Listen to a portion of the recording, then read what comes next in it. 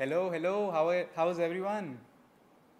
Am I audible? I hope I am, and I hope I'm visible as well.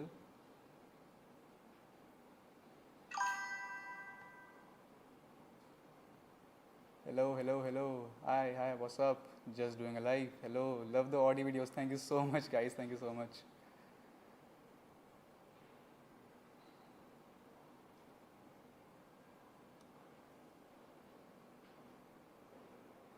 Planning to buy Polo as a first car. That's nice. But I feel like the days of the Polo are over now. You should consider more cars now. Polo used to be a good car, but now it's really, really old. So consider a newer car, I would say. Hello, Prerak. Hello, how's everyone? How's everyone doing? Found your channel recently, loving the content. Thank you so much.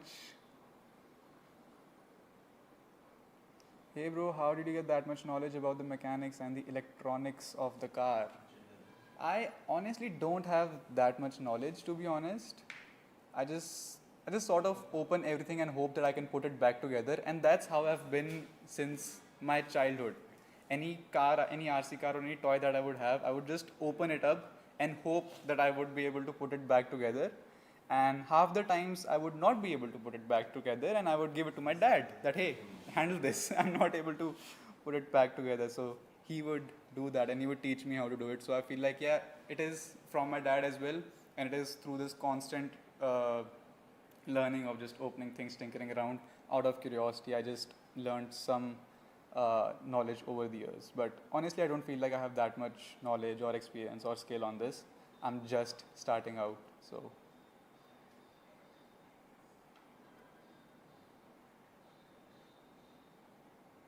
why don't you bring your cars to the auto show? I mean, I do join some events, some car meets, car shows which are local, but I don't go all the way to like different states for a event or something like that. I did want to join the event that happened recently. I think it was in Lonavala. I was invited as well, but I just couldn't get there. Even they were like, "We will bring your car, we will bring everything, we will sort everything out. Just come over." I just couldn't get there. I wanted to. It's not like I don't want to, but usually I just don't get the time in between making videos, working on different cars. So most of the times my cars are just always under some or the other part is being installed on them, so they're never ready to go on to an auto show or something like that.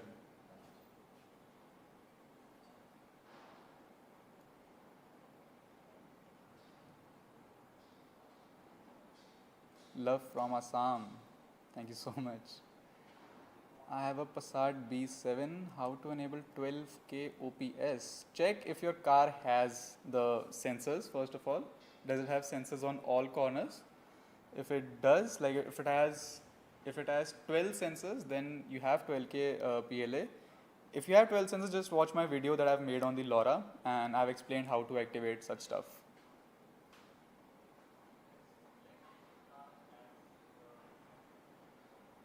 Is the MQB AOIN a good platform to modify?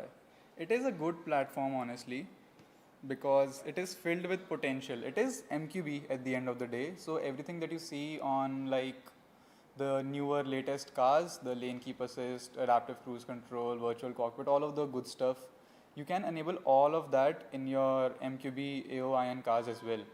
So it is a good platform, and some people are discovering more and more into it. Some people in Gurgaon are discovering more and more things. People have already started to put auto park in those cars, the Vortex, Slavia, and stuff. Already virtual cockpits are being available for them, but in the long term, people will take this to a whole new level. The recognition of the Polo has just started, I feel, in the past 5 years. Polo had been out since 2009, but people started to recognize it in the late, I think, 2017, 2018. People started to recognize that they have potential. The same case will happen with the Vortex Slavia as well. Right now, people don't realize that they have so much potential. People are sort of ignoring those cars right now. But yeah, it is a good platform to modify. You should consider that. Love you from Kerala. Thank you so much, guys. Thank you. I have an Octavia 1.8 TDI and search for suspension. Can you recommend what kind brand suspension good? Sachs is a good brand for suspension. You should check that out. What's the upcoming mods for LoRa? Honestly, a lot of the things are kept for the LoRa. I had ordered a lot of things, but I just never got around to installing them because of this. If you can see behind me, the A6. For the LoRa, engine-wise, I would love to go for the 2.5 and 2.5 liter inline 5, and then do engine mods on that, because right now I don't think 1.8 is a good engine to build, or even the 2.0. If I'm going to spend any amount of time or energy, I would rather spend it on the 2.5. So I would go to that route instead of doing anything else right now. But for the upcoming mods like retrofits and all, super chat, stop super chatting me. For the upcoming mods and all, I have a steering ordered for that car. I have a few more mods kept for the engine, but I won't be installing the engine mods on it. You are my inspiration. Thank you so much. Thank you. How am I an inspiration? But dude, thank you. How much should 18Z brake setup cost for Super Mark 3? If you have a Mark 3, if you have like a MQB, a newer vehicle, don't go for the Brembo 18Z. Those are like very old calipers. Go for newer Porsche, Cayenne, Macan, those calipers. So they are 350mm as well. They will cost you a little bit more than the 18Z, but 18Z is more for the older cars. I mean, it looks better on the older cars, sort of retro. On newer cars, that look won't look too good. Sir, today new video is coming out or not? Unfortunately, there is no new video today because the engine is still with the machine shop, and the parts are still arriving. We have a lot of parts. We have a lot of new parts. If you want, I can show you the haul. That's what all parts I have ordered and what all parts have arrived. If you want that, I can do that right now. But the thing is, dude, stop super chatting, please. Don't super chat anyone, guys. I'll answer every question anyway. Please don't send me super chats. It's fine. I will answer each and every question, regardless of super chats and all. Don't do that. What was I saying? Yeah. So the parts are still arriving. Once the parts have arrived, hopefully by the next week we'll have the block, a brand new block, and then we can start installing parts in them. We are waiting on rings, bearings, but rest of the things, the accessories like the water pump and all, they have arrived. But without the block, we cannot do anything, unfortunately, and they are still working on it. So, my friend bought a 2021 1-liter Polo TSI GT 60k driven 2021 for 10 lakhs. No man, 2021 and 10 lakhs is a little too high, I feel. 2021 should be 6.5, 7, I feel. 10 lakhs is a lot for that car. Genuinely India's best automotive channel, hands down. Thank you so much. How do you keep your patience? I mean, guys, stop sending me super chats. Please don't send me super chats. I'll answer every question regardless. Please don't do that. What was I saying? The question was, how do you keep your patience? The thing is, with patience, when you buy a car which is this far gone, you would lose your patience if you keep sending it to different shops to get work done. If you send it here for one thing and then you lift it from that shop and send it to other shop, you lose patience at that time. But when you know that you are the one who is going to do everything, you have to do the interior, you have to do the engine, transmission, drivetrain, everything. You have to do it yourself. You sort of take things as they come. So we did the electronic stuff at first. We knew what all was wrong with it, and one by one we just kept going ahead with it and fixed one thing after the another, and then we knew the engine is gone. We already knew that when we bought the car, so I knew in my head that it was coming, so we pulled the engine out and more surprises came out. But it's like you take things one at a time and you don't send it to too many shops. Just get someone who knows what they're doing and just go ahead with that person alone. Don't send it to multiple shops, so you'll keep your patience that way and your sanity.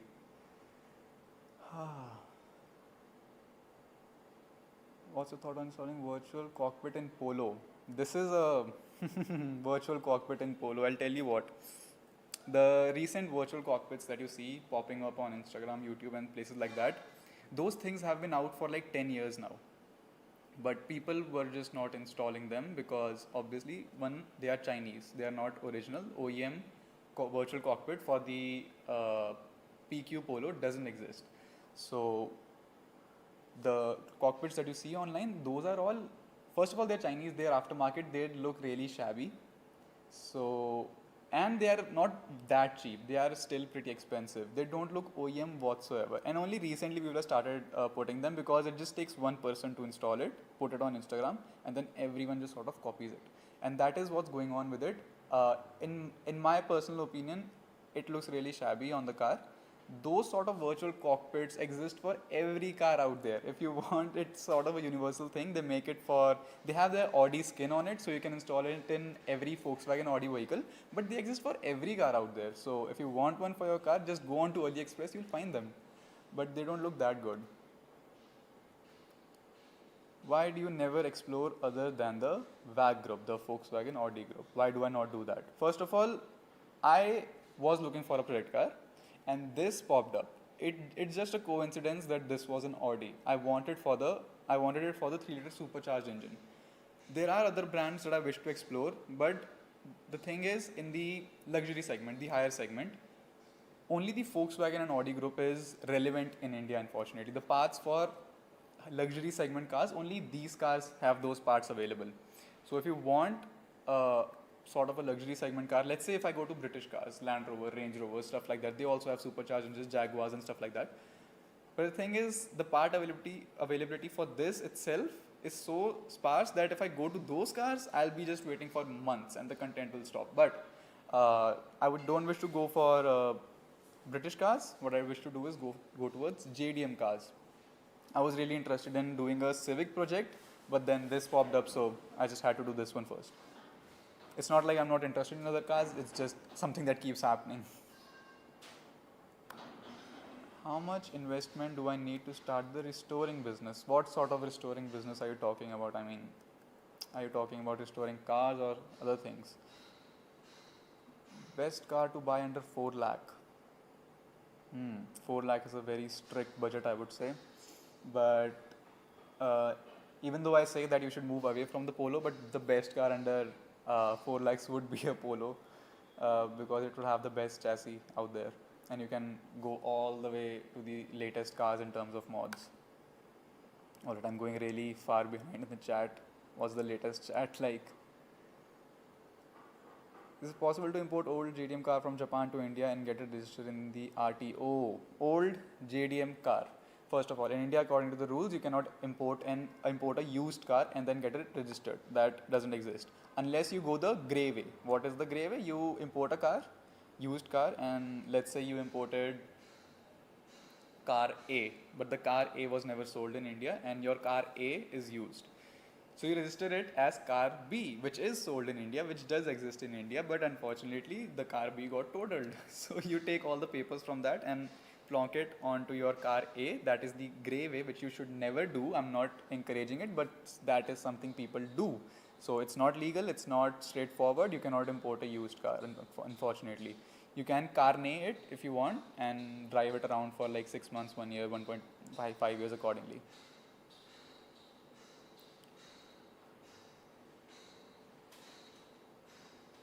Can you mod or tune an NA engine like Hyundai i10 2011? Look, they can obviously be modded, but the thing is they are not fruitful. If you're spending 30, 40, 50,000 for like tuning or doing something like that, you would want to get that much power out of it. So the best way is you get a TSI or a turbocharged vehicle and you tune that, because that is more fruitful. An MPI engine can be tuned, a non-turbocharged engine can be tuned, but it's not that fruitful, especially a 3 or 4 cylinder. If you have a V6, V8, V10, V12, then an NA, tuning it is fruitful, otherwise it's not. So it's not worth spending that money, but obviously it can be tuned. If you are willing to spend 30-40k on it, it can be done. Can we install park assist in Superb TDI 2013? Yes, the PQ 35 cars can. Guys, please don't send me super chats. It's fine. We can. I will answer all of your questions without the super chats as well. Please don't.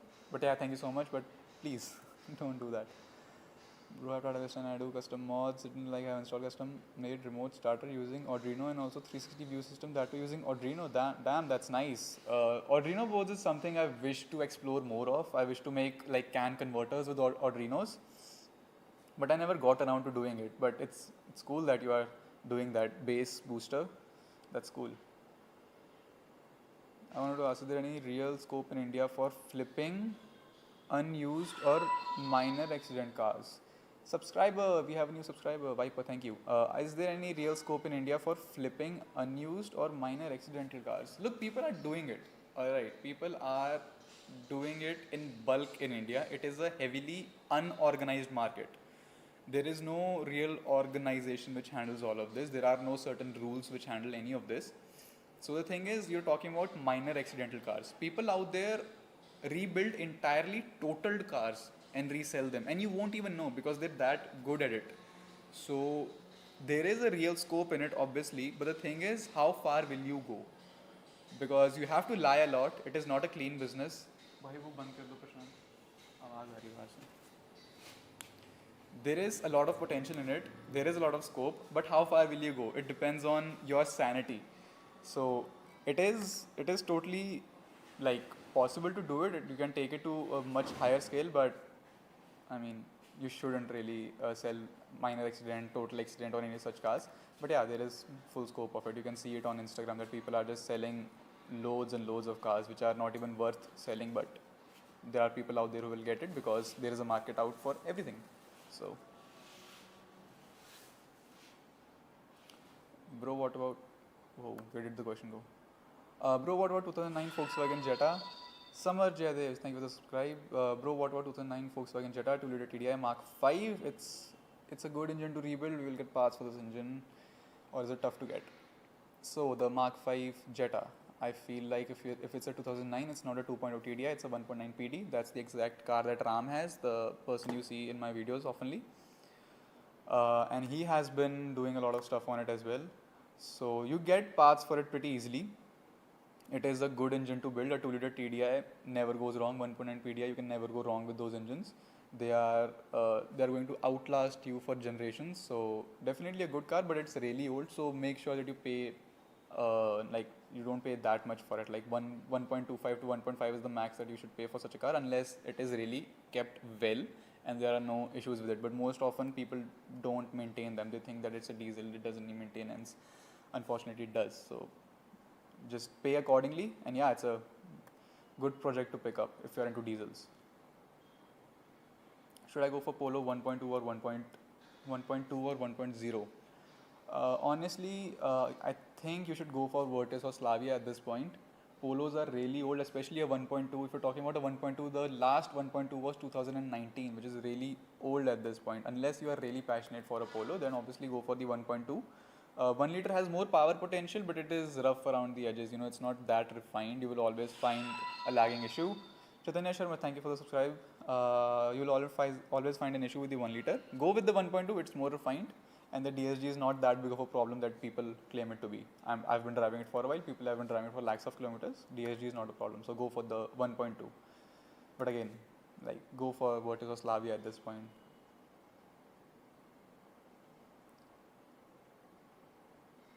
Happy to see someone in India actually rebuilding a supercharged engine. Thank you so much. People have been doing it, but they actually never like created content around it, I feel. And maybe they did, but it was never like surfaced above the other content creators of India. So people have been doing it, but I'm glad that finally I'm able to do it, because it has been a dream for a while now to rebuild such wrecked cars, and this popped up, so I just had to do it.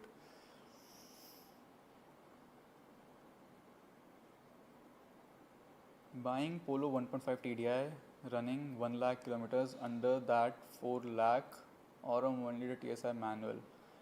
A diesel which has been run for 1 lakh kilometer probably has a lot of blow by at this point. Under 4 lakh.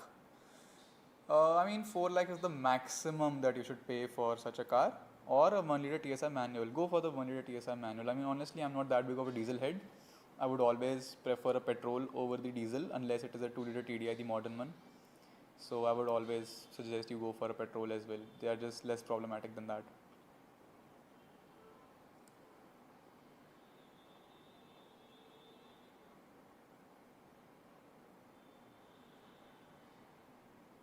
Are German cars worth to be kept for long-term use?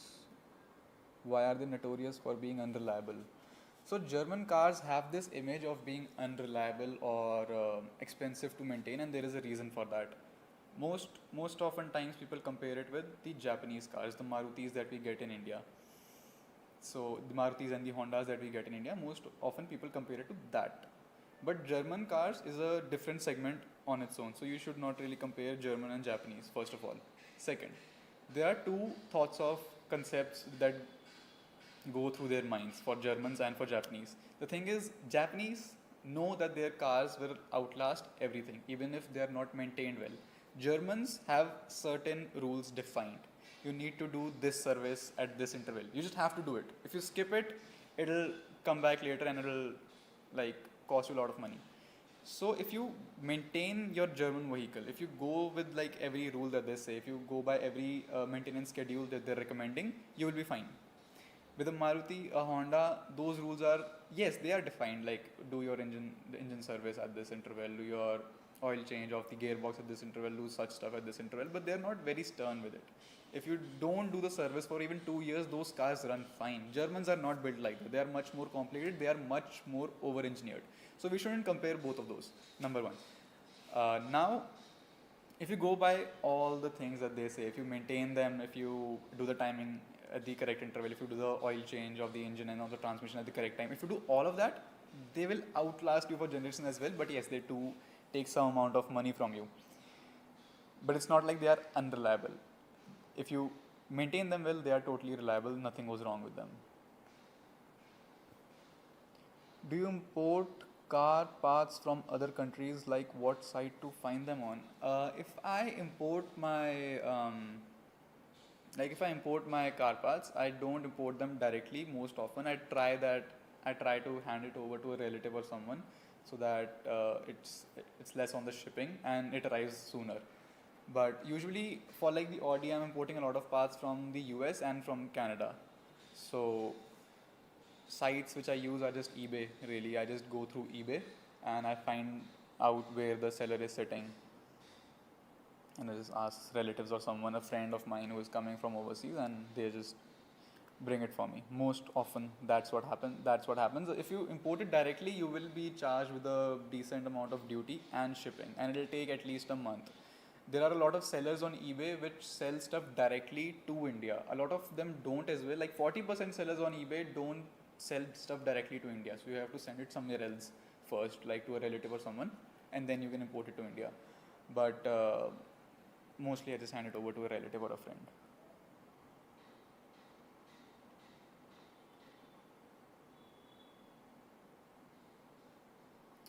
Hello brother, I'm from Kolkata and I'm college student and I want to buy my first car, B7 Passat Highline 2012 or 2013 CAD model. What are the things I need to check while buying it? Where did the question go? Since you're looking for a 2012 or 2013, the engine will require a lot of maintenance. So just keep that in mind. Keep a lot of money separate for maintenance, because do all the services. Because even though people say that they have done those services, they have gone to various shops, got everything done, they haven't. And if they have, that it might not be correct. So just do all of the maintenance at first. Do the timing, do the gear service, engine service, everything. Just keep a lot of money separate for the servicing. Another thing, drive it around, take it to like some potholes. If you listen any noise from the suspension, just make sure you get that cut from the asking price of the vehicle and don't pay more than 3.25 or 3 for such a vehicle.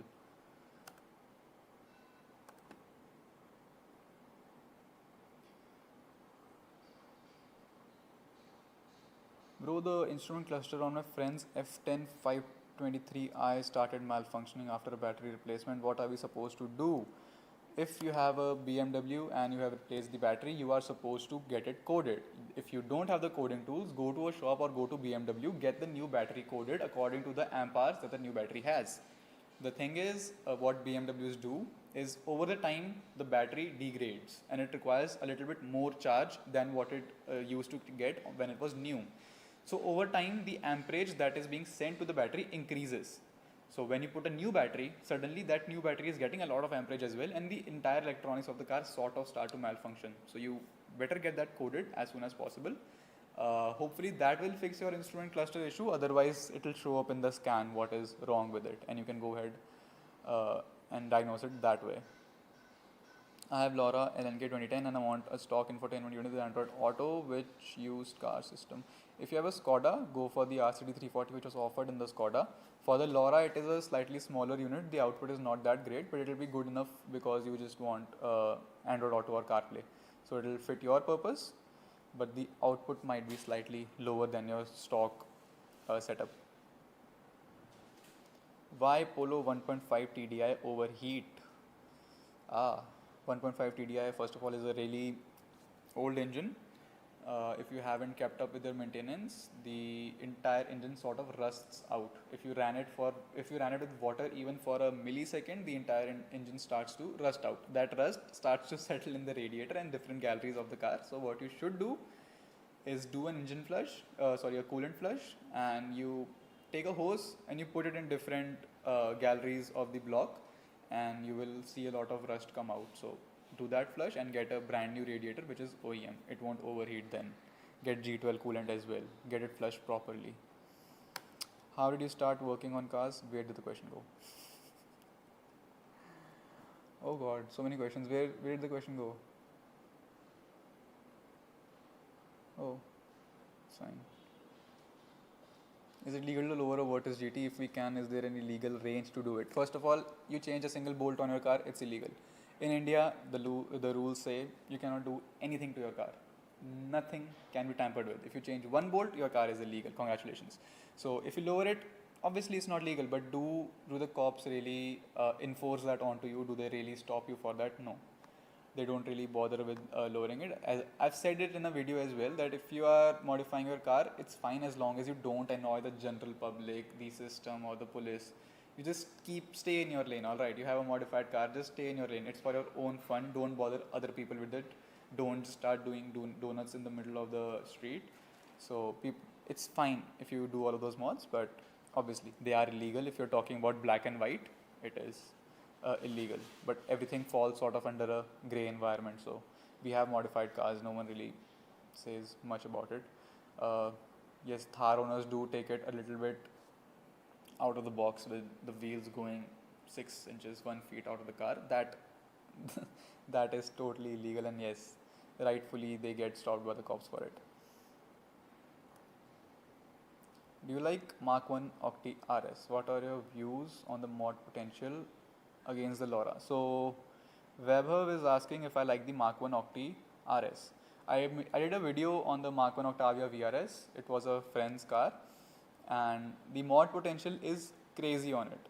It can be modded to a whole other level, but unfortunately at this point the cars are so old that if you buy a Mark 1 Octavia VRS, you'll have to rebuild the engine. You'll have to put a lot of money in the engine first and then a lot of money to modify it. So it is a great platform, and I feel like it is better to modify that 1.8T rather than the LoRa 1.8 TSI. The older 1.8T is much better, I feel. It has less issues. So what are the possible retrofits for Mark 1 Octavia? Retrofits electronically, I don't think there are that many, I feel. So if you've watched any videos on the Mark 4 Golfs, Humble Mechanic makes a lot of videos on the Mark 4 Golfs. Everything that he does on his Mark 4 Golf can be done to the Mark 1 Octavia VRS because it is the same platform. We never got the Golfs in India, but we did get their sedan sibling. So it's entirely based on the Mark 4 Golf. We can install those dual piston 334mm brakes on the Mark 1 Octavia VRS as well, or the bigger 17Zs.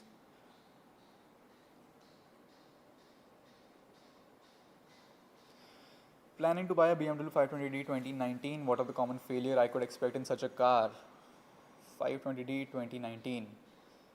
The interior rattles on that car. Number one, the interior is really I don't know how to put it into words, but it's really soft in terms that if you're even slightly rough with the interior, it wears down really quickly. So you make sure that the interior is clean first of all.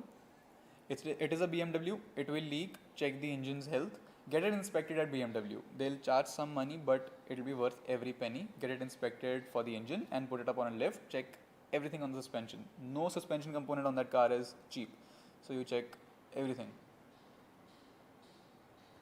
Do KNN filters let more in? Dude, the chat just goes away when I'm reading it. Where did it go? So someone was asking if KNN air filters lets more dust inside of the engine. The thing is, in Indian climate, it does because we are filled with dust and debris here. So for the Indian climates, yes, it does induce some more dust into the engine. But the thing is, you have to be careful with it. If you are running a KNN air intake, just make sure that you're not running it in environments where a lot of dust can be induced. If you are going to take a road trip or a drive in such an area, change your filter. It is just for your performance application. So if you are doing, even for drag races, I feel like they're not running just KNN filters. They are doing a lot more than that. But if you're running a KNN air filter for a daily use, just check it every 5,000 kilometers and just dust it off once in a while and then clean it prematurely. People usually clean it at 15,000, clean it at 7,500 kilometers and just make sure that it's clean most of the times. Like keep a regular check on it because it is India, we get a little bit more dust here.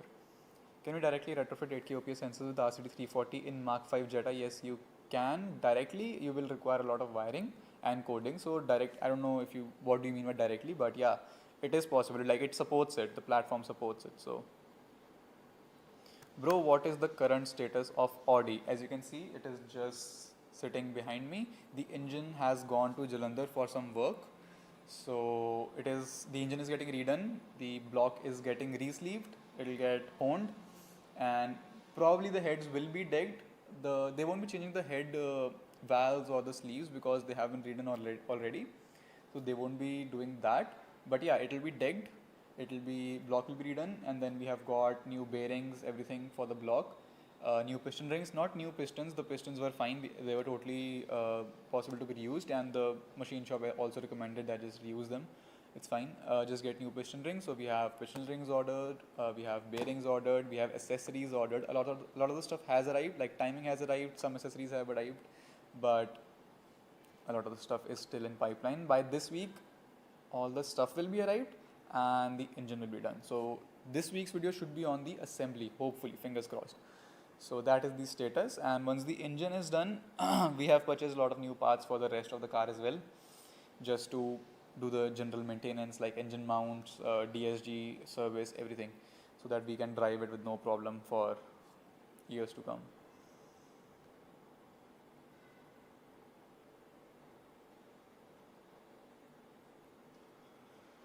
I've seen an ad of Volkswagen Passat 2013 model in Chandigarh, price 5.5 lakhs. The thing is, anytime that you see an ad and they are demanding such high money, like 5.5 lakhs is a little high for a 2013 Passat, but the reason that they put such a high demand is because a lot of people come to lowball them. People will start at 2 lakhs, so they have to put a 5.5 lakh demand, so the people who are planning to lowball just go away. But 5.5 lakh for 2013 is a really high price, I feel. You can find such examples for 3.5 as well. Unless this car is really well kept and the service records are totally clean, the car is totally clean, then sure, but again, it's a really old car. So unless you're really into it, I would suggest you to skip it. Your thoughts on the new Golf GTI? It is very expensive, and I feel like it's not worth the money. But again, people have already booked like all of them, so they were going to sell anyway, regardless of how expensive they were. And the thing is, they will never come down in value either. Like if you look at the Polo GTI, a lot of them were sold for like, even though they were, I think in the showroom they were like for 22 lakhs, but a lot of them were sold for like 17 to 18 lakhs. Even today, 9 years later, they are still they are still being sold for 17 to 18 lakhs, which is crazy. So they will never lose the value. If they are for 60 lakhs today, for years to come, they are going to be sold for 60 lakhs at the same price. Just look at the Mustangs as well. They never lost the value. So I feel like the Golf GTI, the people who have bought them as an investment. They haven't bought them because they really clearly had the desire to get a Golf GTI. They just bought it as an investment because it is in limited quantities. It'll forever hold its value. So I feel like it's really expensive. So I would never get my hands on one.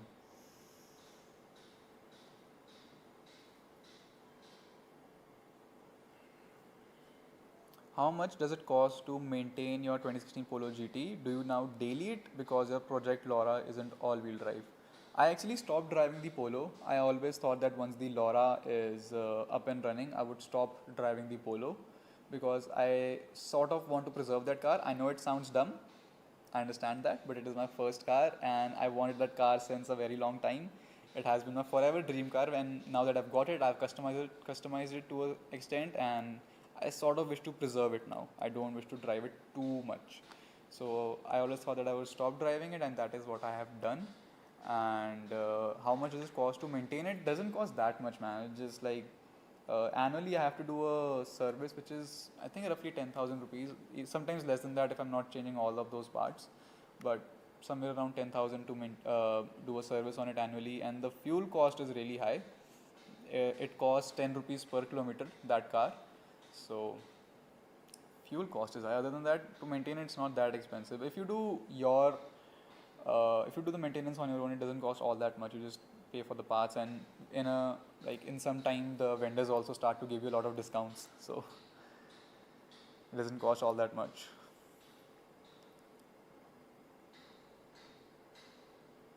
Skoda Laura keyless entry system video coming. Yes. I actually planned to do that after the all-wheel drive was fixed, but we didn't fix it in that video, unfortunately. So what I will be doing is, once the all-wheel drive is fixed on that car, I have ordered a new pump for it.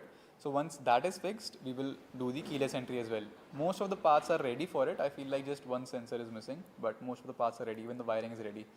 So yes, we will be doing it soon, once the all-wheel drive is up and running. Bro, can we buy Polo or Ford EcoSport now? I always thought the Ford EcoSport was a really good car, and people sort of didn't recognize how good it was. It is really an understated car, an underrated car as well. So, but if I was given an option to buy a Polo or a Ford EcoSport, I would go for the Polo, but EcoSport makes more sense because it has all of those features, a better engine. Will you be ever selling your Polo? I don't think I will be ever selling it. The time will tell, but I don't think I will be ever selling it. The only reason that I'm preserving it because I want that car for generations to come. I want that car to stay forever. Is it safe to tune a high mileage Octavia RS 230 with 1.25? Who has a Octavia VRS 230 with 1.25 lakhs on the odometer?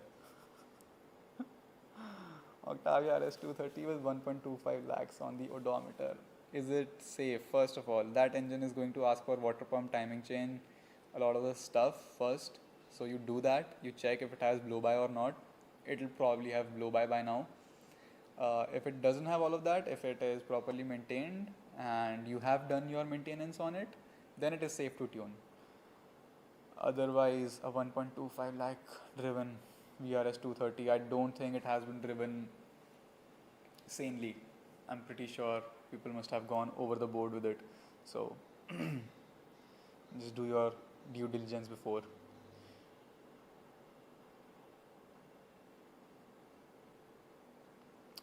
Hey Prerak, I'm planning to swap a 2.5 TFSI and Quattro all-wheel drive drivetrain in a Mark 1 Octavia VRS. Will it be feasible mechanically and electronically? Someone has done that on a Mark 1 Golf.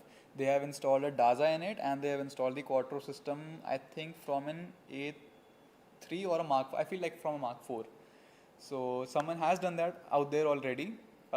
If you're talking if it's feasible mechanically and electronically, first of all, mechanically you'll have to fabricate everything. So it's not feasible as if you're just going to plonk it and it'll work. It won't work like that. You'll have to do a lot of fabrication, number one. Number two, electronically. Again, it won't work right away.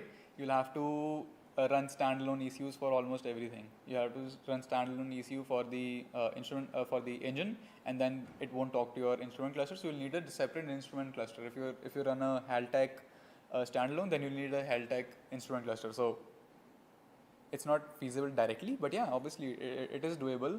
This project should set you back like 30 lakhs. I feel you should be done with this project in 30 to 35 lakhs. I want to install subwoofer in my Vortus without voiding warranty, without cutting wires. So if you have a Vortus, and if it has a subwoofer, I'm pretty sure it has an amplifier as well. If it has an amplifier, wiring exists for this mod. You can bypass that amplifier and run what is it called? You can run like a separate controller, and then you can run your subwoofer or like whatever you wish to install it through that separate controller and won't void your warranty because you haven't cut any wires. So you can do that, but to find that wiring, I don't know if anyone does it in India. You'll have to contact some people who do the speaker work and all. My car didn't cross after 120 km per hour. Skoda Laura 1.9 TDI. 1.9 TDI. It should cross 120, but I feel like you shouldn't speed that much. First of all, second, get it checked properly. Check for blow by and check your clutch as well. Is it slipping? Possibly, it could be slipping. Is it possible to retrofit RCT music system on Mark 1 Octavia? I'm not sure if people have done that. People have always gone for those retro sort of music systems. You can do a little bit more research if someone has done it on the Mark 4 Golf, because in India people haven't modified the Mark 1 Octavias to that level. Just look for Mark 4 Golf forums instead. You will find much more information on the Mark 1 Octavia there, because people haven't explored the Mark 1 that much in India.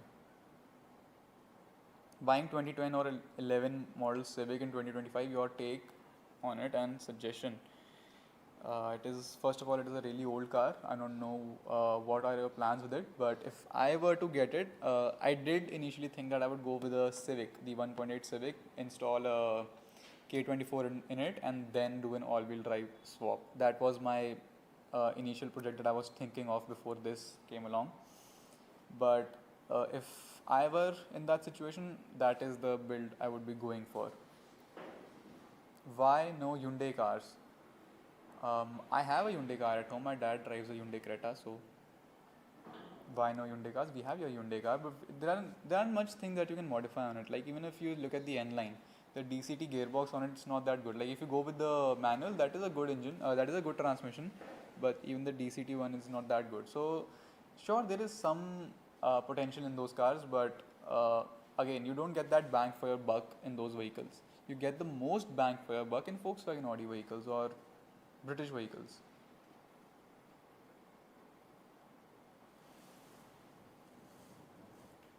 There is a hissing sound when I press the accelerator hard in my 2015 Polo GT. Get your turbo checked and get your intake system checked. There could be a leak in the intake system.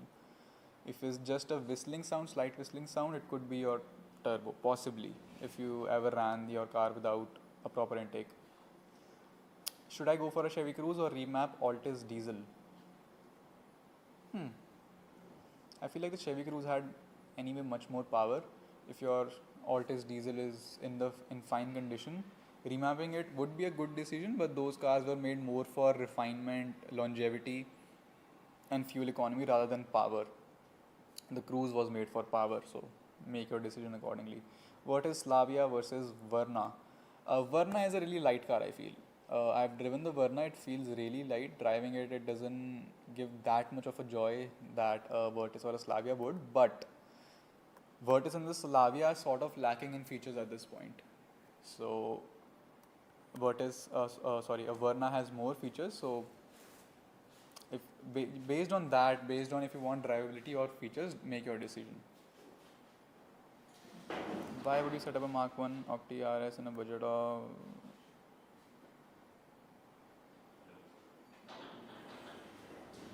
How would you set up a Mark 1 Octavia RS in a budget of 1 to 1.5 lakhs except the car, apart from the usual intake, exhaust and unnecessary vacuum bleed? First of all, I would change all the hoses on it. A lot of hoses start to fail.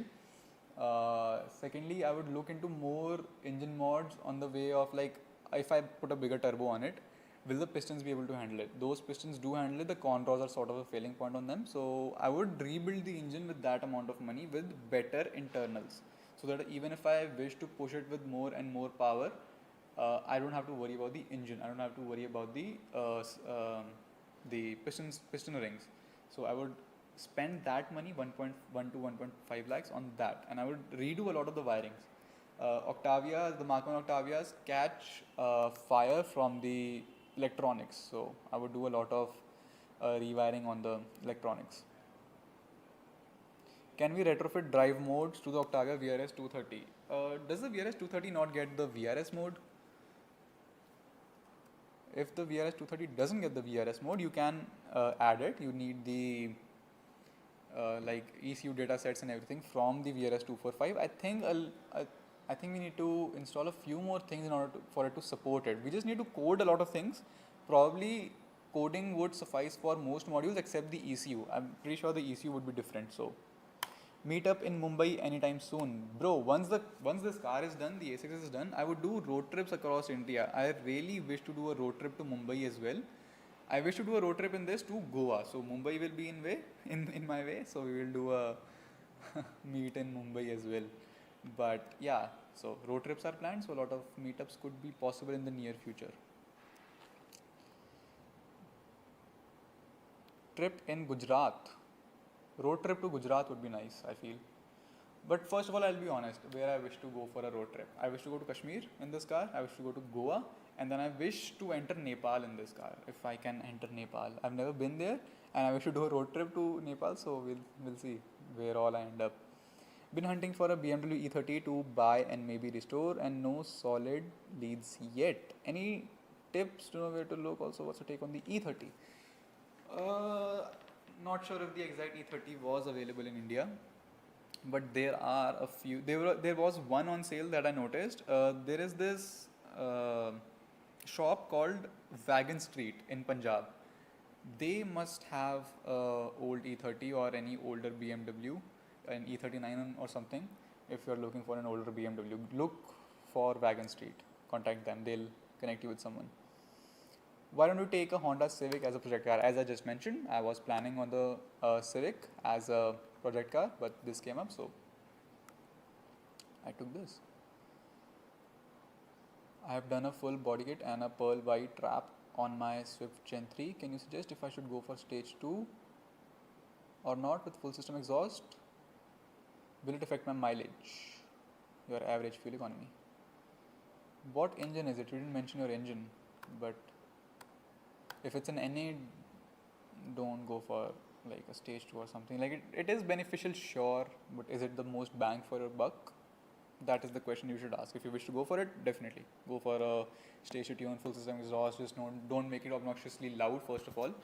And will it affect your fuel economy? The thing is, tunes just increase the efficiency of your car. I did explain it in my tuning video. If you haven't watched that, go ahead, watch it after this stream. What I did was I explained everything in that video, what tuning does basically. The thing is, a tune increases the efficiency of your car. So it increases the power efficiency and the fuel efficiency. But if you drive constantly with a heavy foot, it will decrease your fuel economy much more than it did in the stock form. And if you just drive it normally, your average fuel economy will be much higher than in the stock form. So it is the overall efficiency that is being increased. So both of those things get increased. Can I buy VW or Skoda cars under 2 to 2.5 lakh? What will the maintenance cost? Can I tune them? Could you suggest the garage? First of all, if you buy a car for 2.2 to 2.5 lakhs, it is a really low amount for a German vehicle. So expect a lot of maintenance. Do all of the maintenance before even thinking of putting any sort of performance mod on it, tune or anything. If you plan to spend any money on the car, first spend the money on maintenance. Spend as much as you can on maintenance first.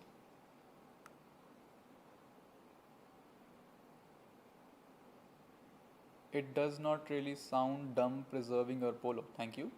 But I feel like most people would think that. I really want to buy a 1.2 GTSi. I found one which ran 17K a 2017 model which costs 11 lakhs. If someone is asking for 11 lakhs for a 2017 1.2 GTSi, I don't think they have many customers honestly, but it is a really high price for a 2017.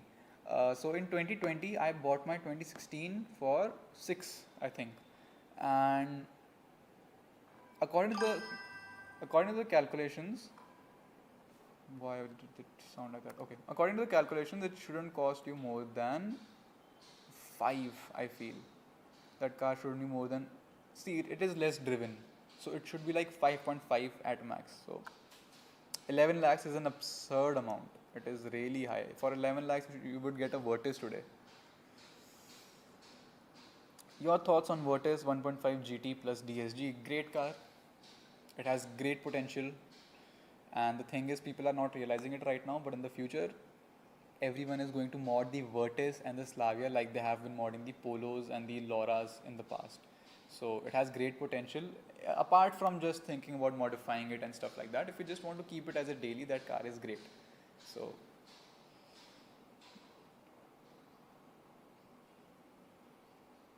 bro, can DQ200 handle stage 2 tune? I have Polo TSI 1.2 2013. How can I do it from you? Where are you from, Johnny Sim?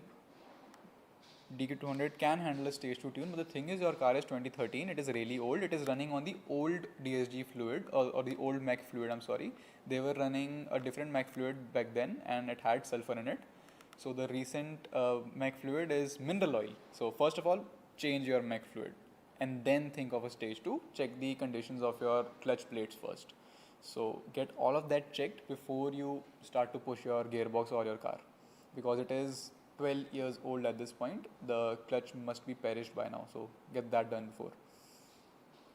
Best entry level drift car we can pick. Best entry level drift car we can pick. You're just repeating it over and over. The best entry level drift car that you can pick is the Mercedes, the rear wheel drive Mercedes, the supercharged ones. If you can get them, the compressor ones, if you can get those are the best.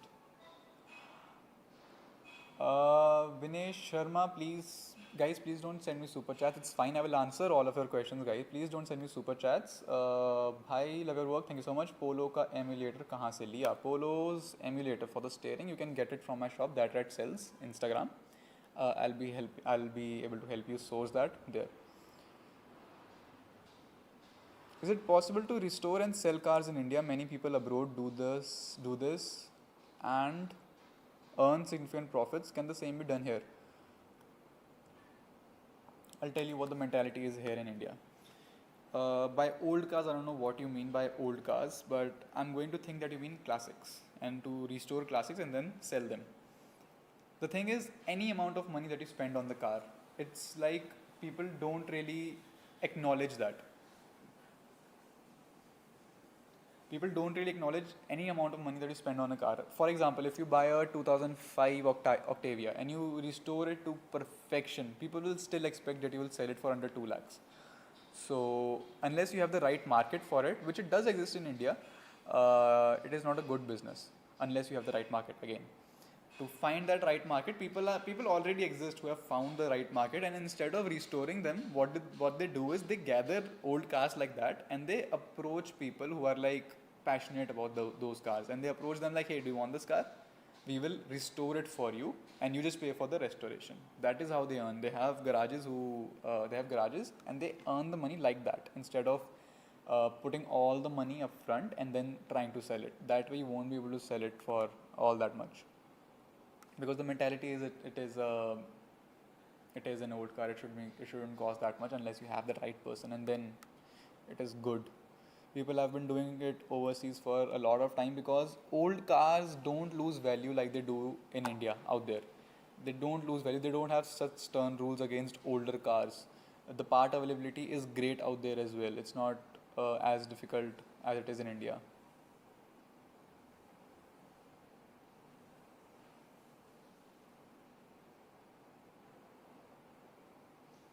Should I go for buy Skoda Laura 2010 at 2 lakhs? If you have 2 lakhs and then another 2 to spare and then another 2 to modify, go for it. If you don't wish to spend 6 lakhs on a really old Laura, there is no point, because If you get a LoRa for 2 lakhs, you will spend a lot on maintenance, and then you will want to mod it, and then you'll spend a lot on modifying it, and then you'll expect it will sell for that price as well, and it won't.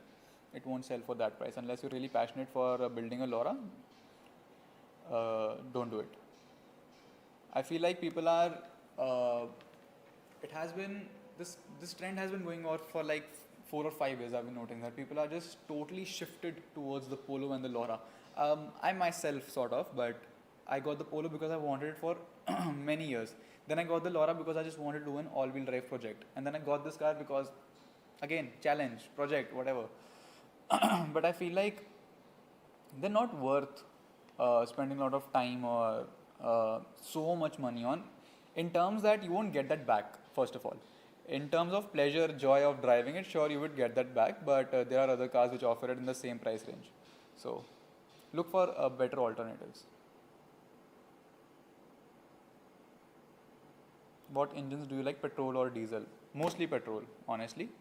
I've been driving around TDI, my mom's Audi A8. That is a great engine, but I would prefer a petrol over diesel every day. My 2020 Vento TDR DSG has now done 1.12 lakh kilometers. It's having gearbox jerk issues, EGR coolant leak issues, and suspension and timing belt issues. Approx price to fix is 2 lakhs. Sell or fix it? That is a question that you should ask yourself. Honestly, if you are attached to the car enough, you should fix it. The thing is, such things that you have mentioned, EGR coolant leak issues, gearbox jerk, all of those things were sort of like, you should have seen them coming from miles to come, honestly. 1.12 lakh kilometers, till now you should have done a lot of maintenance on the car to fix all of those issues one by one, instead of now you have to spend a lot of money altogether. So if you spend all this money altogether, it will feel like, oh my god, this car is asking for too much maintenance. But over the course of your ownership, you should have done them slowly, gradually, and it wouldn't have been such a huge bill. But if you do that for years to come, your car is good. 1.5 TDI is a pretty good engine. It does have leaks, coolant issues sometimes, but just get it redone properly by someone who knows the 1.5 TDI, and then it'll run really well for years to come. The engine is really good, but the DSG is not coupled with that engine. So if you're not too attached to the car, fix some things and just sell it off. Does Etuners provide a tune for Safari 2.0? I feel like we do. Contact us on tunedcars.co on Instagram and I'll get back to you. How tunable is a 1.5 ID tech? I honestly have not too much idea on the 1.5 ID tech, but I feel like it is tunable. Every diesel is really tunable because you can get too much power out of a diesel. Even a stage 1 tune is like 30 to 40 horsepower gain. So every diesel is.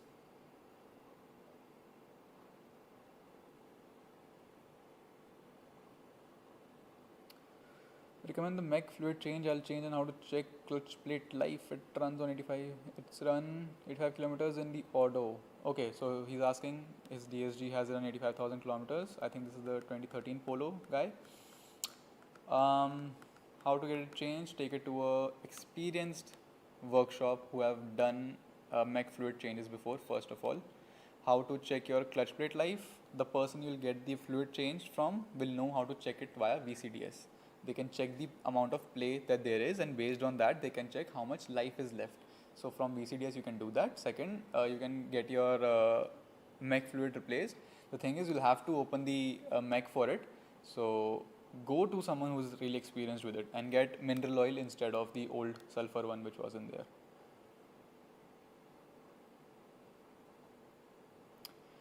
Have you watched Matt Armstrong? If yes, has he inspired or helped you in any way? Honestly, I feel like the main inspiration to create.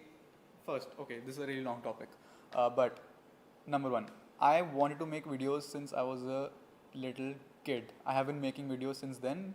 I just didn't know how to upload them to YouTube. I would make a lot of videos back then. I used to have a bicycle and I would do stunts on it, wheelie, stoppie, everything. I would set up my mom's phone in a corner and I would record myself doing a wheelie. I just didn't know how to upload it anywhere. I just recorded it because I wanted to. Then I started to learn how to solve a Rubik's Cube. I started to make videos on it. I never uploaded them. So I've been making videos for a really long time. The thing is, So I always wanted to make videos. Casey Neistat sort of inspired me to put everything on YouTube. Everything is content, everything. And sort of Casey Neistat really told me how to do the proper storytelling. Like he didn't tell me personally, but I got inspired from him. And then I started to watch a lot of car content as well. I knew car content existed, but I used to watch it mostly on my television. I wouldn't watch it on YouTube. Then on YouTube, I found out a lot of car channels, and the very first sort of restoring channel that I found was Tavarish. Back in I think 2017 or 18, when I had my 10th board exams, he was rebuilding his Gallardo, the twin turbo Gallardo that he had, and I specifically remember his video where he was replacing his clutch. And I was like, damn, this guy is doing everything on his own. He has his entire Gallardo opened up, and he's doing a clutch pack himself. Like, I was really blown away that you can do that yourself and you don't have to take a car to a workshop for that. So that sort of inspired me a lot to just tackle my cars on my own. And then I found the right people when I bought the Polo. I found the right people at the right time who inspired me in the correct direction. And everything sort of snowballed from there. I always wanted to make videos, and everything that I was doing on my car, I started recording them, compiling them together, and then I started uploading on YouTube finally. But I have been doing YouTube for like a really long time. I think a first video that I ever uploaded was in 2017. It was about the Android 7 that had just come out. I don't know if it was 2017 or 16, but Android 7 Nougat had just come out, and I have been making videos since that time, but I deleted all of those because I never liked all, I liked them at first when I uploaded them, but then someone said that this video does not look good, and I was like, what? It doesn't look good? So I sort of went into this whole spiral of self-doubt and deleted it, but I should have continued that as well. Coming back to Matt Armstrong, I've watched all of his videos. I only recently found him out when he was rebuilding his Murcielago, the green one. Back then it was green. I don't know what color it is today, but back then it was green. I started watching him around that time. So yes, every piece of content that I watch is an inspiration. You can learn so much from everything that you watch. So everyone is an inspiration, including Tavarish, Matt Armstrong, Casey Neistat, and other YouTubers like that. But I never saw that people. I don't know if anyone in India is doing it or not. I never really noticed if anyone is doing it. Especially at this scale that they're doing everything on their own. So I just wanted to take up such a challenge and make sure that I documented well. The LoRa was not documented well. I really wanted to document it like entirely, but I just couldn't at that time. Now we are a team of 3 and we are doing the entire documentation properly.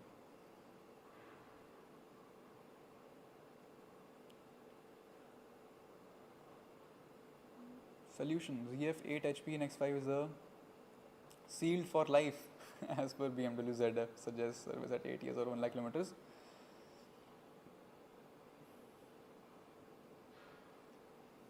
So Chinmay Gupta is asking that he has a ZF 8 HP and BMW says that it is sealed for life. Anytime someone says that a transmission is sealed for life, it's not. The ZF 8 HP is really common, so don't worry, go to a local FNG. It is fine. Just go to an experienced one who has worked on Audis, BMWs and stuff like that, because they all share the ZF 8 HP. Even the Audi A6 came with the ZF 8 HP for I think there was one variant which had the ZF 8 HP. This is a DSG. But it is a really common transmission and the service kits are totally available for it. So don't trust the sealed for life thing. It's never sealed for life. People actually never expect you to drive your car for like such a extended period of time, 8 to 10 years. They expect you to just sell it off by that point. But go to a local FNG, it's fine. It's not like they're not qualified. The transmission is really common and the service kits are totally available.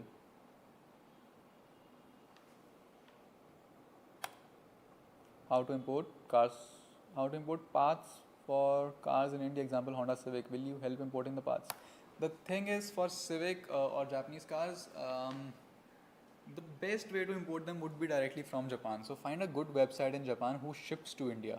Like for example, if I'm looking for parts for this Audi, a lot of people manufacture performance parts, rebuild parts in America, and a lot of the breakers are sitting in America who sell the refurbished parts as well. So it's easy to find them on eBay.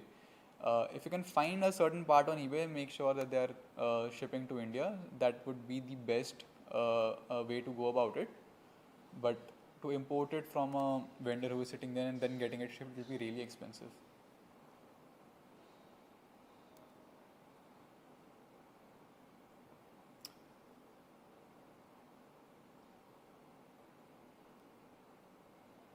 Audi A6 has 261 HP motor, same as Golf. Is the same engine, same? The Golf GTI and the Audi A6, you might think that they share the engine, but a lot of the smaller parts inside, a lot of the accessories inside are definitely different. You might think that they're the same engine, but most often they're not. Make sure that the engine codes are same. I'm pretty sure that they won't be. Most of the parts on the inside won't be the same either. So it's not like it has the same mod potential. It has the similar mod potential, but it doesn't have the same mod potential. You can tune it, you can get a lot of power out of it, not reliably though, because that engine might not be made for such heavy power. The Golf definitely made for power. So the parts in that car are power oriented.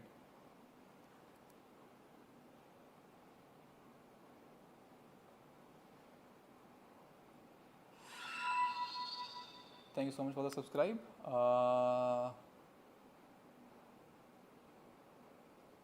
Can you suggest performance-oriented cars for 6 to 8 lakhs in the used market? Performance-oriented is sort of a like subjective term in terms that you might think a car is performance-oriented, but someone else might not.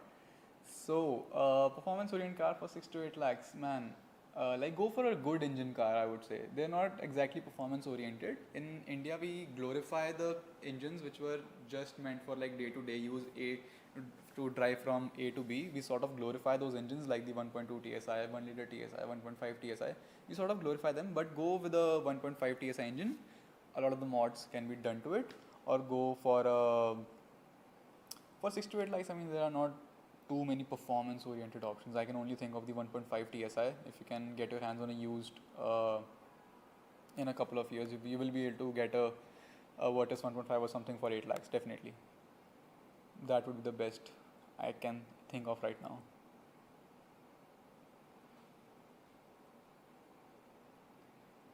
I run a stage 1 on rapid 1 liter TSI. If going for stage 2, what's the power gain? Power gain is great on the 1 liter TSI motor for stage 2. On stage 1 it's like I think 15 to 20 horsepower or 30 horsepower, and on stage 2 it exceeds 150 horsepower. So what are the costs involved? You just need to get a downpipe, a better air intake, and then for the price of the stage 2 tune. Those are the only costs that are involved. But make sure your engine is up to the mark, make sure your suspension is up to the mark, brakes and everything are good. Don't like go overboard with speeding. What about the KTM? You know, I made a video on the KTM thinking that I would finally ride it now. I'll go to the gym in that, but I just never got around to riding it again. The poor bike has just been sitting.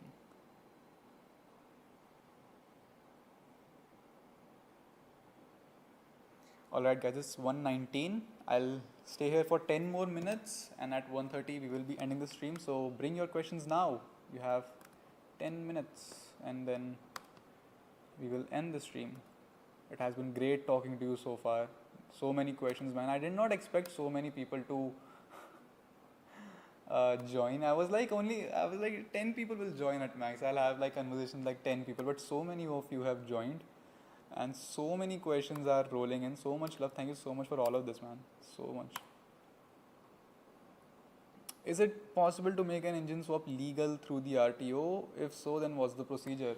If you wish to get a legal engine swap, get a brand new engine from like the agency. Like if you are planning it on an Audi, get a brand new engine and then get it stamped onto your RC. That is the only way to go about it. Otherwise, there is no legal way to do an engine swap, and even that route is really expensive. So the thing is with engine swaps, honestly what I feel is a lot of people are running different engines in their cars. So if you talk about a LoRa 1.8 TSI, a lot of the LoRa 1.8 TSIs fail. People often get a used 1.8 TSI and plonk it into their car. The engine number doesn't match anymore, but it is the same engine, but the engine numbers don't match anymore. So that car is illegal in like the true essence of it. So those things keep happening, but people don't really bother to check that deep into it. So there is no short way to make it legal. It will always be illegal.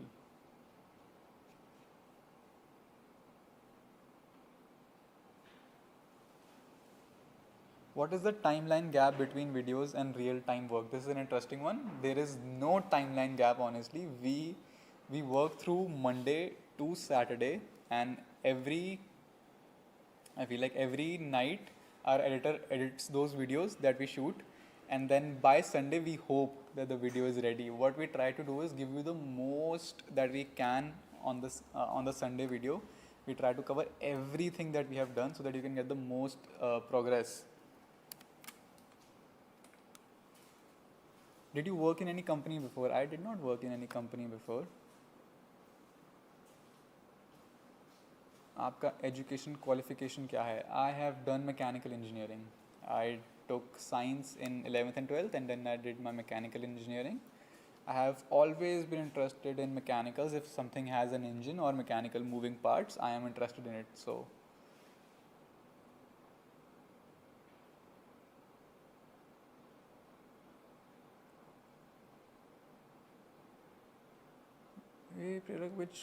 which one should I go for as my second car? Vortus 1.5 MT or 2017 Jetta diesel? Vortus 1.5 MT would be much better than a 2017 Jetta diesel. You'll get bored with it really quickly, and I think that gets the older diesel. I'm not sure if it gets the newer MQB diesel, the 2017 Jetta, but you will get bored with the Jetta soon. It is a great car, no doubt, but the Vortus 1.5 MT has much more potential in the future. You won't get bored with it really quickly.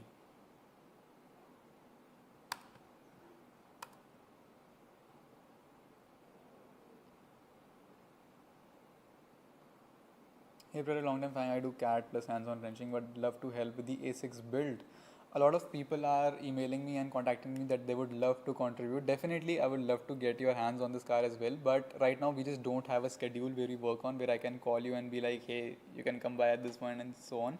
We just don't have a schedule. We just work whenever there is time. And so because of that, we're going to do that, unfortunately. But we will plan a meetup, and when I'll be like finally putting the car back together and I'll be doing the final touches, then we'll do a meetup and we'll try to meet and do the final touches together. I'll try to set that up somehow.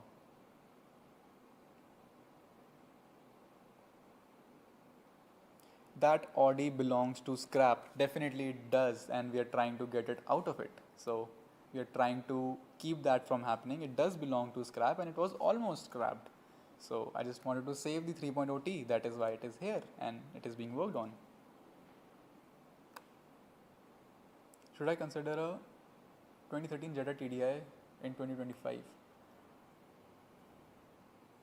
Again, it is a really old car. I'm not sure what our plans are with it, but it will ask you for a lot of money. So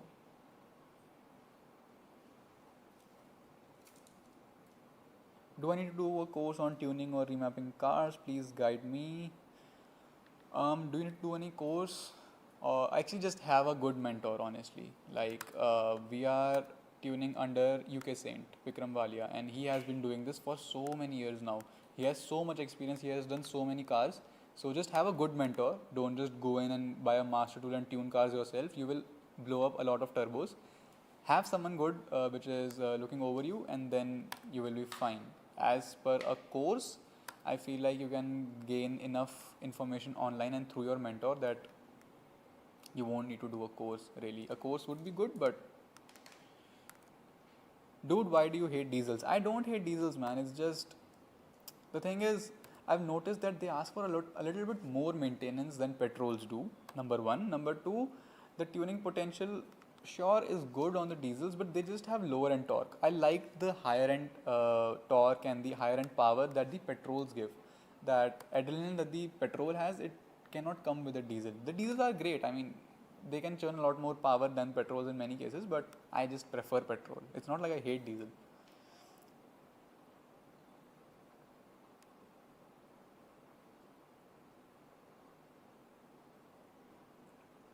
Hey product, should I go with the Vento 1.6 TDI MT like stage 2 for this was how much, and car has run 2 lakh kilometers. The car has run 2 lakh kilometers, stay away from it unless you plan on doing its engine. If you have done the engine, sure, break it in and then go for a stage 2 tune, but it's not worth the money. Again, it's not enough bang for your buck. Hey Prerak, any plans to upgrade cams since the ones on the A6 are not in a usable condition? The thing is, we were thinking that they were not in a usable condition, but the machine shop says that you can totally use them. They will be able to refurbish them properly. So we are hoping that they refurbish the cams and everything properly. As per the upgrades for the cams, I have ordered a lot of upgraded parts for the car, but cams I don't plan on doing the cams, unfortunately. The thing is, I just need to take this car to like 500, 550 horsepower and I'll stop there. Hey Prerak, I'm planning to buy an Audi A6 C7 so we can do the CVT to DSG swap. CVT to DSG swap is totally feasible. You just need someone experienced enough to do it. I feel like other than wiring involved, a lot of coding will be involved. And coding on this car is, it's a nightmare. You sit for hours and hours. Alright guys, at 1:30 we will end this and it is 1:27 right now. So let's get those questions going.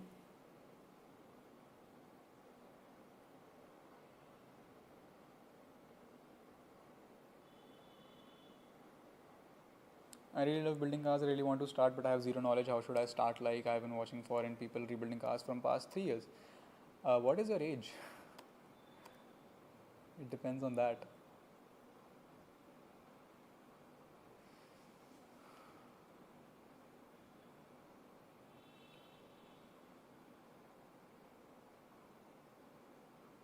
How to manage luxury parts, body parts? Audi charged me 1 lakh for front grill alone, 45k for other charges for 2021 Audi A6. Oh, it's a 2021, obviously.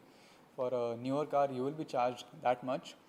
The thing is with latest cars, that's why people keep up with their insurance so much that even if they get into even a minor accident, they have bumper to bumper zero type insurance so that they don't pay out of their pocket. That is why the insurance is so hefty that all of these expensive parts, even like bumpers and all, are like 50, 60k on those cars unpainted without accessories. So you should have a good insurance if you're looking to get replacement parts. Number one. Number two, are aftermarket options good? Yes, aftermarket body parts are generally really good. They are ABS plastic. They are on the lighter side of quality than OEM, but it's not like they're not good. They are still decent. They are like 60 to 70% of the quality based on their price. But company will charge you that much. Try to get it under your insurance.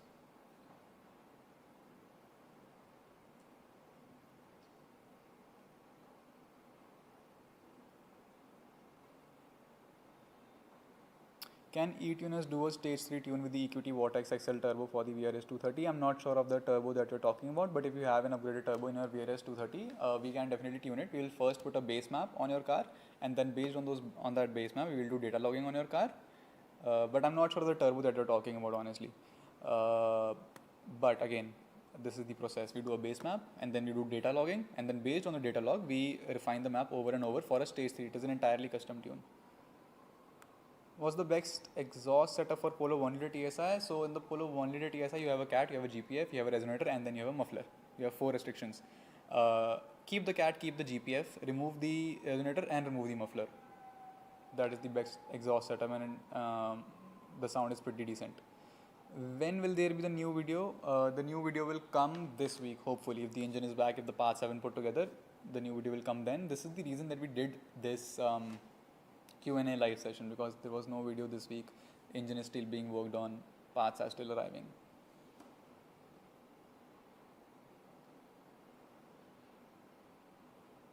Hi Pratik, is K20 direct swap to Civic? No, a lot of fabrication is obviously required. People have done a lot of the fabrication part, and they provide a lot of parts so that it is much easier. You don't have to custom fit everything. You have to customize a lot of things, but a lot of parts, supporting parts, are available for the swap. So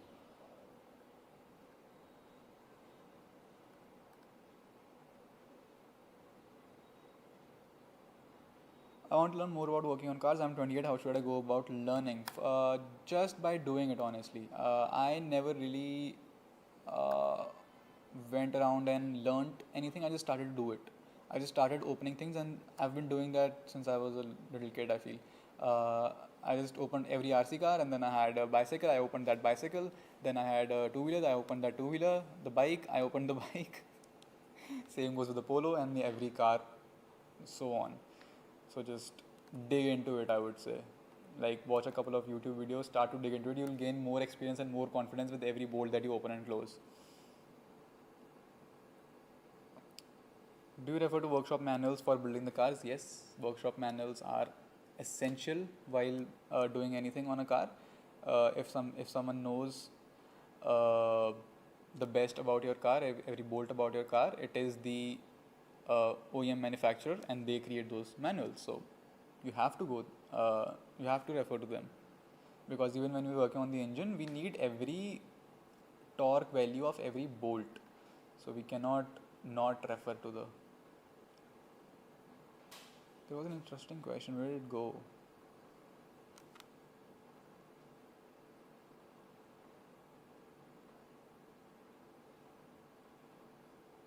How difficult is it to convert a diesel engine to petrol? You should not do that. First of all, it won't match on your RC. That is the biggest problem. Number two, you'll have to change the entire fuel system, because there is a return in the diesel, and you'll have to change the fuel tank. Not the fuel tank, I mean accessories around the fuel tank at least. You'll have to change the entire lines. You'll have to change so much, and it won't match on your RC, so it's not worth it. Not at all. Alright guys, it is 1:32 now. I think it is a good time to end the stream. It has been 1.5 hours since we've been talking, and again, I never thought that a lot of people would join in. Any questions? I'm really blown away. I'm sorry if I missed any of your questions. I tried to answer every one of them as they came, but I feel like I missed a few in the middle, because a lot of the questions are just popping one after the other.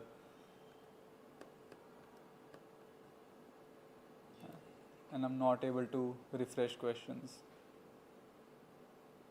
Will you fix bodywork on your car, on the Audi? Yeah, we will do a lot of bodywork on this car, because we have to get new bumpers, side skirts, so much. So a lot of bodywork will be required. There are small dings and gouges in the bodywork. Oh my god, a lot of questions are flowing in. Okay, I'll answer a few more and then we'll leave. Are you Sindhi, brother? How do you know that if I'm Sindhi? Yes, I am. How do you know that? Damn, so many questions are flowing in.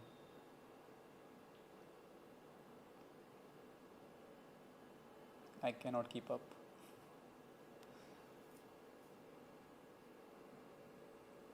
What stage will you take the car, bro? This one, I guess you could call it a stage 2 plus, because I have ordered the integrated engineering 207mm pulley, which is a lower pulley for your car. You usually go for a dual pulley, but the 207 pulley gives you a dual pulley setup anyway. So that is a stage 2 plus tune. So I'll go for a stage 2 plus. The cats are already gutted on this car. I want to get a proper DCAT exhaust system, but right now we'll have to go with the gutted cats. So it is ready for a stage 2, but we'll break in the engine first properly. We'll do 1,500 kilometers, and possibly we will break the car in by going to Kashmir. A trip to Kashmir and back is roughly 1,000 kilometers. So we did a trip to Ladakh back then, and that was 1,100 kilometers. Okay, so many questions are flowing in, damn.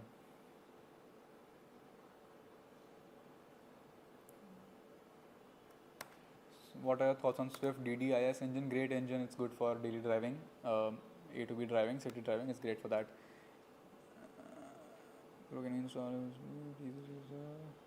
6 lakhs? Will you fix the bodywork? I will. Can I buy Polo 1.6 for 4 lakhs? Is it good car for 2025? Polo 1.6, you will get bored with an MPI engine really quickly if you are interested at all in running your car, like tuning your car or anything. So you will get really bored with it, but 4 lakhs sounds like a good price. You didn't mention which year 1.6 it is, but 4 lakhs sounds like a decent price for it. Alright, I think this is a good time and a good note to end the stream at. I will see you guys again, possibly in another live stream. If you liked such stuff, you can comment on the community post that I've made, that if you would like such sort of stuff again, if you would like such live streams again, and if you want that, we will bring more of this. Much love, man. Keep it up. Thank you so much for your appreciation. Nayak, please, you don't have to send the super chat. Please, guys, don't do that. It's fine.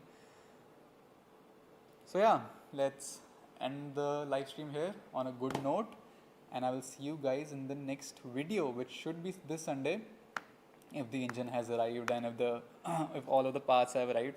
If you want a parts haul, I can do that right now. If you want me to show all the parts that I've got, I can do that right now. Just spam it in the chat and I'll do it before leaving. Otherwise, let's just end this here. Like, I have a lot of parts arrived for this car, so we can possibly do that.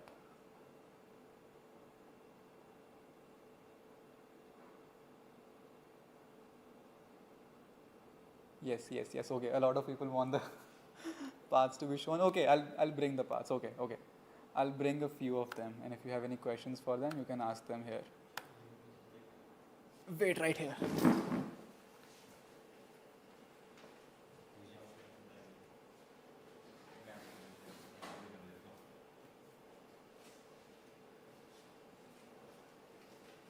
This is the first thing. This is just the case for it. This is the front main seal, because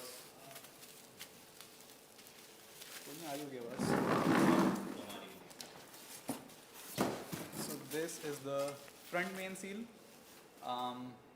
We need to replace it because not only is the front main seal on the engine cut, but it is also really old. I'm sure they never changed it. We also have a new PCV. This right here, this is the new PCV. The thing is, I could have gone away without changing this because the PCV installed in the car was relatively new. But the thing is, it had water in it. So if it has had contact with the water, the membrane could be fragile.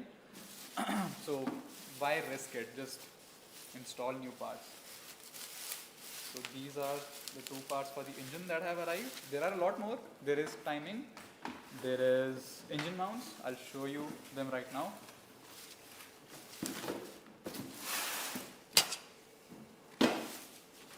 Wait right here.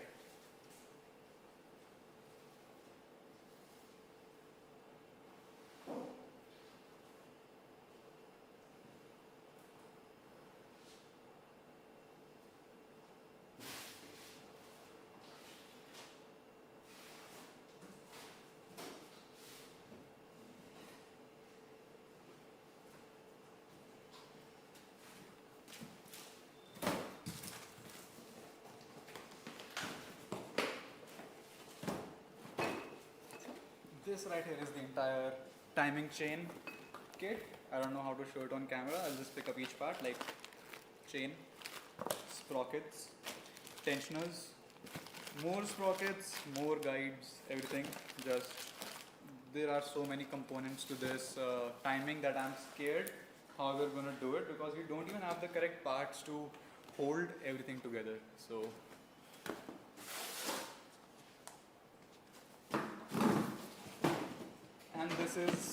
this box might look really big. The contents in it are pretty small. This is the entire DSG service kit.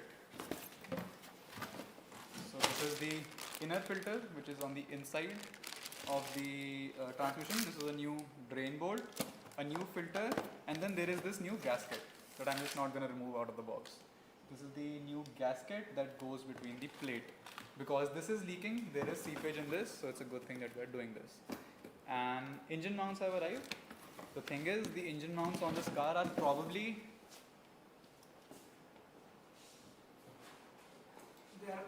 stock since the car was new. So we got new engine mounts. These looks really cool.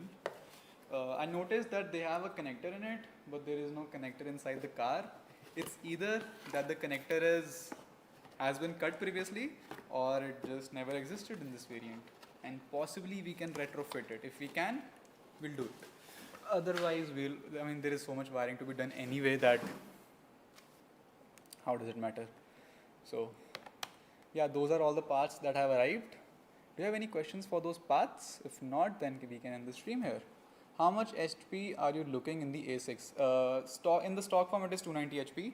With the mods that I have ordered, it should touch 550. It has the 207 pulley that I have ordered.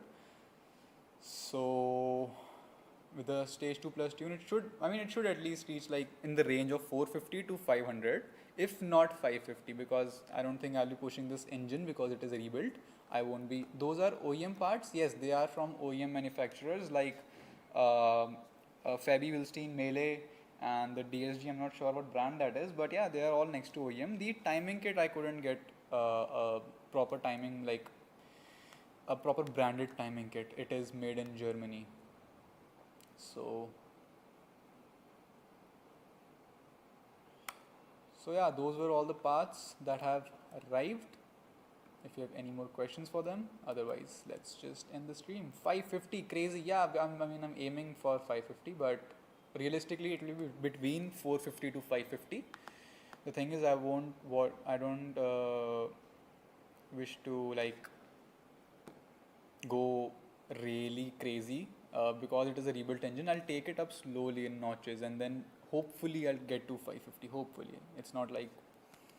But people have been running 550 cars with that particular pulley that I have ordered. I've also ordered some supporting parts around the engine. So, and the properly rebuilt sleeved engine. Actually, the thing is, this 3.0T should be sleeved. People often open them to just sleeve them. Now we are getting it sleeved properly. With a sleeve, it is much more robust, and it is being done correctly now. The thing is, if you want an update on the engine, we talked to the machine shop guys, and they said that it was just not put back together properly. The engine work done is fine. It's not on the good side. It is fine, but it's just not put back together properly. Nothing has been torqued, not even the connecting rod bolts. I mean, why would you not do that? I don't know why it just wasn't put back together properly. Maybe the owner just told them to just put it back together because I'm going to scrap it or something. But it could have worked if it was put back together properly. But is it worth the money being spent on A6? Let's see. I did the calculation for it. I'll tell you what. So I bought this for 2.1, right? And I plan on spending 4 to 5 max on this. So far, I think I've spent 2.5. I plan to spend 4 to 5 max on this, and these cars sell for 13 to 22 lakhs based on their conditions that I've seen on the marketplace. Recently, a friend of mine, someone I know, sold it for 13 lakhs, and I've seen so many ads that are popping up for 22 lakhs for the A6 3.0 TFSI, and a couple of examples are on sale. Noting that in my mind, I'll be able to have this car in the range of 7 to 8 lakhs. So with that in mind, I feel like it is worth it. But again, it is, whoever is spending the money on it has to be the judge of it. Is it worth it to them? People spend enormous amounts of money on enormous amounts of things, but it is who is to judge if it's worth it or not? It's just what I have in mind. It's just the logic that I'm making in my mind that these cars are worth for like 13 to 15 lakhs. So what is the most efficient way to swap all-wheel drive system on the Octavia RS 230? I have heard from a few people that it would cost 10 plus lakhs. It could cost 10 plus lakhs. The thing is, on the MQB chassis, I haven't experimented much, but I'm pretty sure that you can install parts from the Tiguan, but you will have to change the springs and change a little bit about the geometry.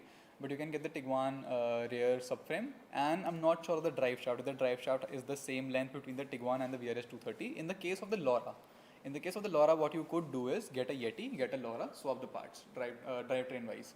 But you cannot. I'm not sure if you can do that to the VRS as well. I'm not sure of the MQB chassis. Like I have some knowledge on the PQ chassis, not too much on the MQB. So what you'll need to do is check for proper dimensions before you even consider doing this. Your thoughts on the Skoda Kayak? It's a great car. Like for a entry level Skoda or like Volkswagen, great car.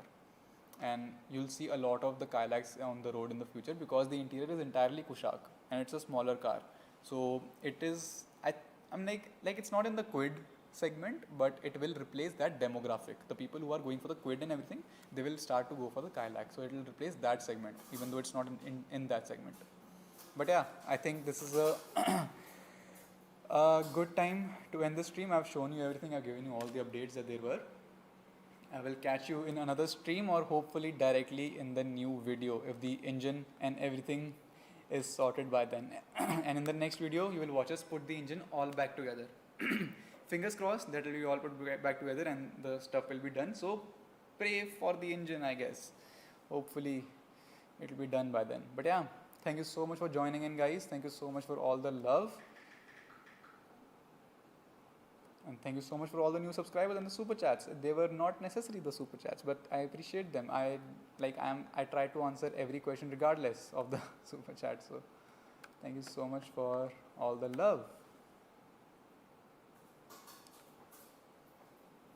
So yeah, let's end the stream here. Thank you so much for being here, and I will see you in the next stream or the next video. Bye bye.